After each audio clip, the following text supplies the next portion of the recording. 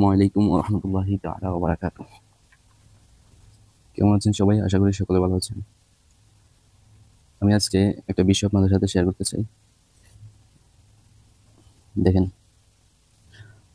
আমাদের যদি ছেলে-মেয়েদেরকে মানুষ করানোর মন মানসিকতা থাকে, তাহলে আমাদেরকে যেটা করতে হবে, আপনার কোটি টাকারও যদি ব্যবসা-বাণিজ্য থাকে, দেখেন বাংলাদেশে বেশিরভাগ মানুষই আমরা খেটে খাওয়া মানুষ, মধ্যবিত্ত, নিম্ন মধ্যবিত্ত কিংবা তার থেকেও হয়ে থাকে। তো সেক্ষেত্রে আমাদেরকে যারা অধ্যয়নরত স্টুডেন্ট আছে, পড়াশোনা করে আপনার ছেলে কিংবা মেয়ে, মেয়েদের ব্যাপারটা আলাদা কিন্তু ছেলেদের ব্যাপারে বেশিরভাগ এই জিনিসটা ঘটে। তো যে জিনিসটা ঘটে সেটা হচ্ছে যে কি, হয়তো আপনার একটা দোকান আছে বা আপনার কোনো একটা ইনকাম সোর্স আছে, সেখানে হেল্পের প্রয়োজন আছে।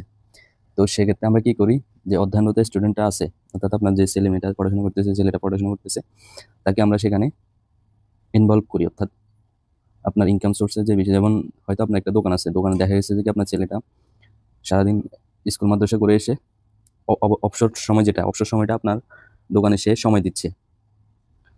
অনেক সময় খেলাধুলাও করে না, অনেক ছেলেবেলা আছে খেলাধুলাও করতে পারে না, তাদেরকে মনে করেন যে অবসর সময়টা আপনার কাছে সময় দিচ্ছে আপনার ওখানে। তো এখন কথা হচ্ছে যে কি, সময়টা সীমিত রাখা আমি মনে করি বেটার। আপনার এখানে হয়তো মাসে লক্ষ টাকা, আমাদের বাংলাদেশে এমন কোনো দোকান আছে বলে আমার মনে হয় না। যা আছে টাউন বন্দর ওগুলো হয়তো আরো বেশি হয়, সেটা ব্যাপার না। তো দেখেন, এখানে আপনি যদি মনে করেন যে টাকাটা এখানে মেন, তাহলে আমি বলবো আপনি ভিডিওটা স্কিপ করেন, সমস্যা নাই, আপনি ভিডিওটা না দেখলেও আপনার চলবে। কিন্তু যারা ছেলে মেয়েদেরকে মানুষ করাতে চান, আমার বাস্তব অভিজ্ঞতা থেকে আমি বলতেছি, পড়াশোনা যদি বাস না দিতে চান, তার তার ভবিষ্যতের বাস যদি না দিতে চান, ছেলেটাকে আপনার, সে স্কুল মাদ্রাসা শেষ হওয়ার পরে আমি বুঝলাম সে অবসর হয়ে গেছে। তো মনে করেন যে তাকে, তার সময়টা নেন, সমস্যা নেই, আপনার একটা লিমিটেড সময় নেন। এমন এমন না যে আপনি কি কয় যে পুরা রাত মনে করেন যে 12টা 10টা 12টা পর্যন্ত আপনি দোকানদারি করবেন। তো এই ছেলেটার মনে করেন যে ওই সময়টাও পর্যন্ত আপনি নিয়ে নিছেন, যে দোকান বসায় রাখছেন বা দোকানদারি করতেছেন ওকে নিয়ে। ওর অবসর, ওটাও আপনার কাছে মনে হচ্ছে যে ওটা ওর অবসর সময়। শুধু স্কুলে যে পাঠাইছেন, ওখানে যে অধ্যয়নটা করছে, ওটাই এনাফ তার ভবিষ্যতের জন্য। আসলে ওটা এনাফ না। ওখানে স্কুলে আসলে আপনাকে আপনার ছেলে মেয়ের যে স্কুলে পাঠানো, ওখানে শিক্ষকরা শুধু একটু টাচ দেয়, প্রত্যেকটা বিষয়ের উপর একটু টাচ দিব। যারা যারা ধরেন গণিতের একটা অঙ্ক, সে সেটা মনে করেন যে স্কুলে সেটা তাকে বুঝিয়ে দিবে যে এটা এই সূত্র এভাবে প্রয়োগ করতে হয়, বা ইংলিশটা এভাবে করে দিবে, মানে যে একটা টাচ দিবে। ওটা তাকে আয়ত্ত করার জন্য সে বাসায় কিন্তু তাকে পড়তে হবে, বাসায় তাকে পড়ার প্রয়োজন আছে।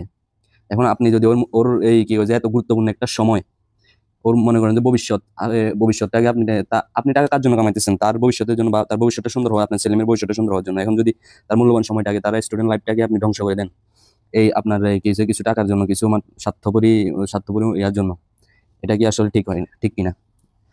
আমি বলবো, যারা ছেলে মেয়েদেরকে পড়াশোনা করানোর মতলব আছে যে আমার ছেলেটা একটা কিছু হোক, সে পড়াশোনা, দেখেন বিশ্বজয় করার জন্য বর্তমান যে যুগ, টাকা দিয়ে আপনি কিছুই করতে পারবেন না। আপনার কাছে যদি জ্ঞান না থাকে, প্রযুক্তি না থাকে, আপনাকে জ্ঞানের ভান্ডারে প্রবেশ করতেই হবে। পড়াশোনা আপনার প্রয়োজন আছে ভাই, বিশ্বজয় করতে হলে, যে কোনো কিছু করতে হলে। তো পড়াশোনা যদি আপনার ছেলে মেয়েকে পড়াশোনা করাইতে চান, মানুষের মতো মানুষ বানাইতে চান, তো মনে করেন যে এইসব দিকগুলো, কিছু কিছু ছোটখাটো এগুলো মনে আমরা অনেকে একেবারে মানে ভাবে, হালকা ভাবে নিয়ে, আসলে এগুলো অনেক ডিপ। যারা এগুলো বুঝে, যারা জ্ঞানী, তারা যারা আছে, তারা ঠিকই বুঝে এগুলা। তাদের ছেলে মেয়েদেরকে তারা ঠিকই সময় দেয়, তারা টাকাকে প্রাধান্য দেয় না এক্ষেত্রে। তারা তার ওই মূল্যবান সময়টা ওটা হচ্ছে এখন কাঁচা কাঁচা, মনে করেন যে মাটি চিনেন, একটা ইট শক্ত হওয়ার আগে, মনে করেন যে কাঁচা মাটি যখন থাকে না, কাঁচা মাটি যখন থাকে, ওটাকে আপনি যেটা আপনি বানাইতে চাইবেন সেটা হয়ে যাবে, সেটা হবে। আপনি যদি চান আমি এটা এই কাঁচা মাটিটা দিয়ে কি কয়েছে হাড়ি বানাবো, হাড়ি বানাইতে পারবেন। আপনি যদি বলেন যে না, আমি একটা কলসি বানাবো, মাটির কলসি, সেটাও বানাইতে পারবেন। আপনি যদি বলেন যে না, আমি এটাকে ইট বানাবো, ইটও বানাইতে পারবেন। কথা কিছু বুঝছেন? তো এই জন্য ওই সময়টা হচ্ছে তার কাঁচা মাটির মতো। ওটাকে আপনি যেভাবে মডিফাই করবেন, যেভাবে যত সুন্দরভাবে করবেন, অত সুন্দরভাবে ওটা ভবিষ্যতের জন্য ফুটে উঠবে, তার ভবিষ্যৎটা সুন্দর হবে। আর একটা কথা হচ্ছে যে কি, ক্লাস 1 থেকে ক্লাস 10 পর্যন্ত এই এই সময়টা হচ্ছে যে কি, তার মনে করেন যে এটাকে কি বলে, আমরা বিল্ডিং দিই না, বিল্ডিং ঘরের একটা ফিলার, আমরা বিল্ডিং ঘর দেওয়ার জন্য আমাদের ফাউন্ডেশনটা যত মজবুত হবে, আপনার বিল্ডিং তত টেকসই হবে, এবং কি ভবিষ্যতে আপনার বিল্ডিং এর তত ভালো হবে। বিল্ডিং এর উপরে আপনি তত বেশি করতে, আপনি নিচে 5 তলা মনে করেন যে এই বিল্ডিং এর আপনার ছেলের ভবিষ্যতের এটা হচ্ছে ক্লাস 10 থেকে এই ক্লাস 1 থেকে 10 পর্যন্ত, এই সময়টাতে তার ফিলারগুলোকে মজবুত করতে হবে। এই ফিলারগুলো এখন যদি নট বড় হয় তার উপরে আর বেশি দূর আগাইতে পারবে না। আমাদের একটা শিক্ষক আমি যখন হাই স্কুলে থাকা অবস্থায় আমাদের ক্লাসরুমে আমাদের একটা শিক্ষক একটা কথা বলছিল যে যে তোমাদের মনে হয় স্টুডেন্ট লাইফটা আসলে শুরু হয় ক্লাস 10 এর পরে, ইন্টার থেকে শুরু হয় পড়াশোনা। ইন্টারের নিচে অর্থাৎ ক্লাস 1 থেকে 10 পর্যন্ত এটা কোনো পড়াশোনা না। এটা হচ্ছে যে কি আপনার স্তম্ভ ঠিক করা, আপনার আম, ওই সময়টা হচ্ছে যে কি আপনার ফাউন্ডেশন ঠিক করা। এটা আপনি ফাউন্ডেশন ঠিক করছেন ক্লাস 10 এর পর থেকে, যে আপনি মনে হয় ইন্টার থেকে শুরু করে মনে হয় আস্তে আস্তে বিল্ডিং এর কাজ ধরা শুরু করবেন, কথা কিছু তখন থেকে আপনার পড়াশোনার ইয়া শুরু হবে। অনেকে যারা যারা মনে করেন যে দেশে মতলব গ্রাম অঞ্চলে থাকি, আমাদের হয়তো অনেকের অথগত কারণে বা ফাইন্যান্সিয়াল কারণে এগুলো আমরা ইয়া করতে পারি না।